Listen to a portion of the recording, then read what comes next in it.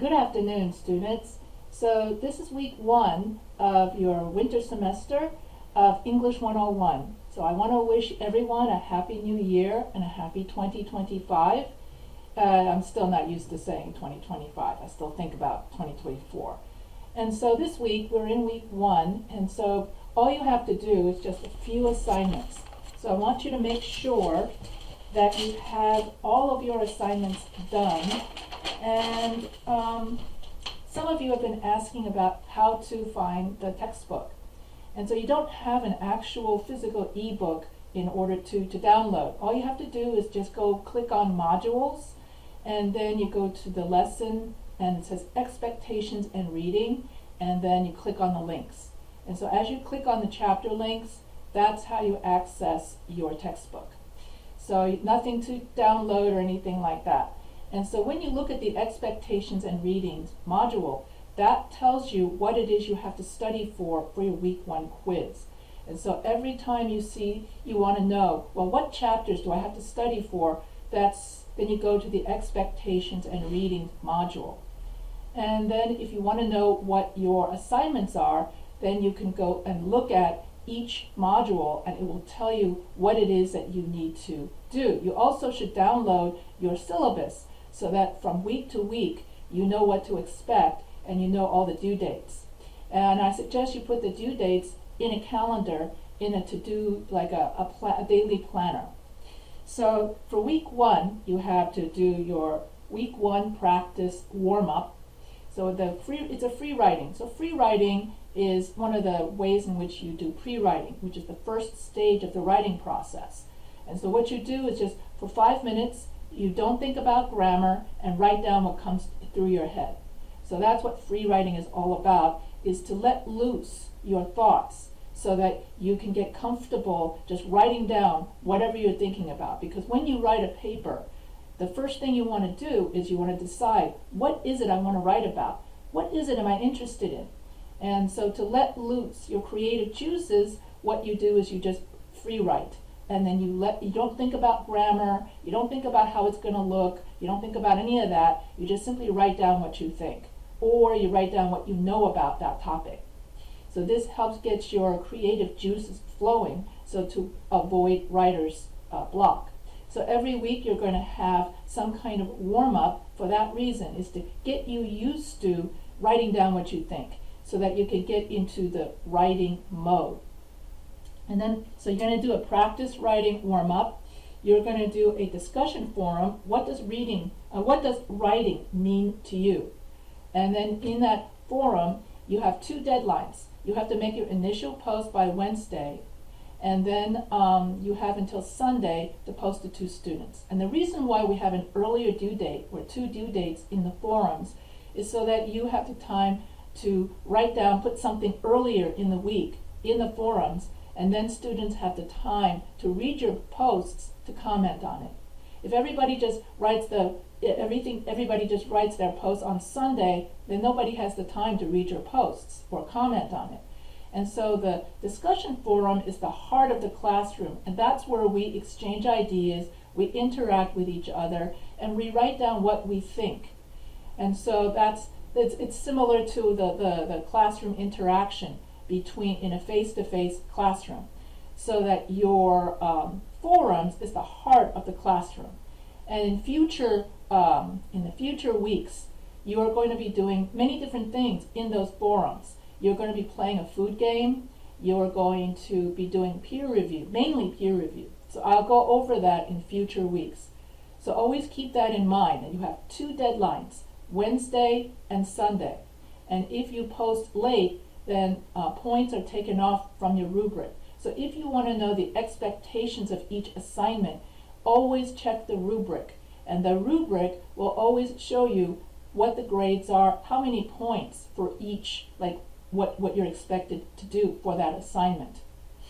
And then after the discussion forum, you have a week 1 quiz. And so basically you have to study your textbook to learn all the grammar rules, and then you look at the expectations and readings to find out what chapters of the book your quiz is going to cover. And then your test guides, the study guides. So if you go to your week 1 welcome letter in the announcements, or I think it was in your email. I think I did both. Yeah, it's in your email. If you go to the welcome letter, that's where I put your test guides. And so you don't have to, your test guides is not a assignment that you have to do or fill out. Basically what the test guides do is that it gives you an idea of what kind of test questions to expect on your tests and quizzes. So I've given you all the test guides that you will need for the entire class, all in one email.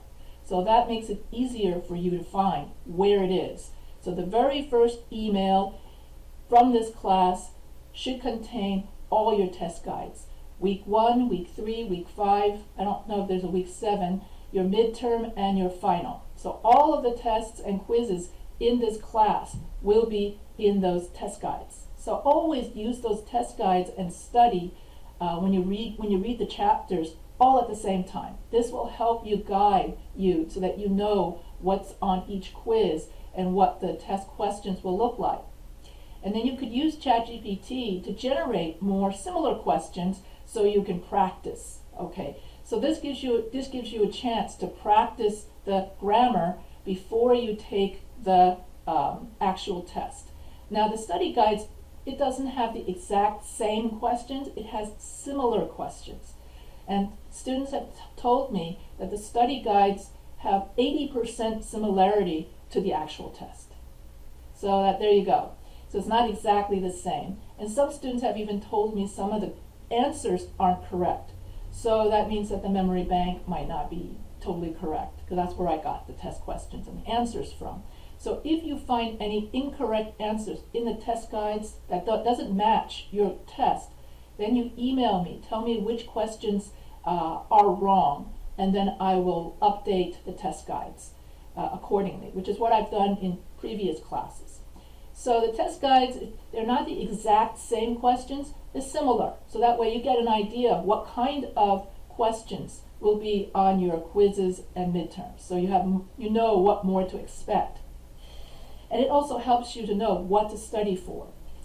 And then, so always download your test guide and then before you take your quiz. So that way you can study for the quiz by using the test guides. So you have a week 1 quiz, and then for week 2 you don't have a quiz. That's a good thing. So in week 2 all you have to do is do your week 2 forum, which is about time management. So you think about, how do I save time? What do I do to save time? And so that basically is going to be the week 2 forum topic. And then week 2, your first assignment, you're going to write narrative essay. So your very first essay, because you're going to write 2 main essays in this class, and then 2 other essays that's just forums. So your first essay is going to be a narrative essay. A narrative means that you're going to write about your life.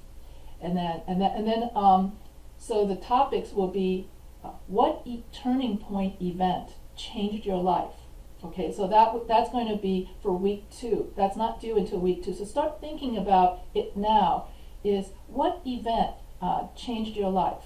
And if you can't think of any events that changed your life, or what person, who's your hero, and who's your role model? Okay, and so those are, and so the common essays that I get from people: marriage, birth of a child, and when I used to teach military students boot camp, those were turning points, or the death of a parent were turning points, or someone's grandmother was a role model for them to go back to college. And then if you can't think of any topics, you could always write about, I want to become a nurse because, or I've come back to Fortis College to go to school because. And then the 3 reasons will become your essay. So for example, a common topic would be, I want to become a nurse because I want to be a role model for my kids. Then I want to have a stable job with benefits. And then the 3rd reason, I love to see people heal. Okay, that sort of thing. And then those 3 reasons become your 3 body paragraphs. So that is known, when you have a thesis statement with the same body paragraphs, that's known as the 5-paragraph essay structure. So you're going to be learning that, and you're going to be learning APA. And APA stands for American Psychological Association. And so from the very first week, I make you aware of that and that you should learn APA, because in your other classes, if you're taking, for example, psychology, chemistry, right now, at the same time as English 101, your other professors are going to assume you already know APA. Then they're going to require you to write papers using APA. And if you do APA incorrectly, you get an F in your other classes. So I suggest that if you have any questions about APA, then you can come on 4:30 p.m. Eastern to this office hour time, because that's what I set aside time for students to come in and ask questions. And I can give you a very quick lecture about what is APA and help you with your other assignments in your other classes so that you can learn APA quickly. Now in this class, we don't officially go over APA until week 10, which is too late for people who are taking their chemistry class, and usually by week 2 or 3, they have to write an APA paper. So I can give you a APA lecture. If you ask for it, you can come right now, and in other words, to these office hour times, and I will teach you very quickly how to do an APA paper. I won't do that this time because I just want everyone to get used to the classroom. So basically, I want you to get used to the Canvas classroom, and I also recorded a Canvas navigation video to help you learn the classroom. Now you should have already learned how to navigate Canvas by going to student orientation. If not, you could ask your student advisor to take the student orientation, which will teach you how to navigate the classroom, how to upload your assignments. If you have any questions, so that this brings me to the end of today's lecture, which is just mainly on what your assignments are, classroom management things, which is what I usually do in week 1.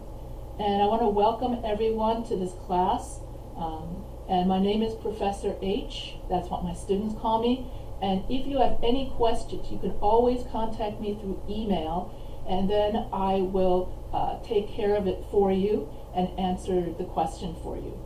And then on weekends, I might take a little longer because I do take Saturday and Sunday off. At least I normally take Saturdays off. But on weekdays, I will answer your question within 24 or 12 to 24 hours. On a weekend, it's more like 48 hours. But if you have any questions, feel free to email me at any time. And if you like this video, you can always subscribe to the Professor H writing channel. And if there are any video topics you want me to cover, then I would gladly create a grammar video for you. One last thing before I go.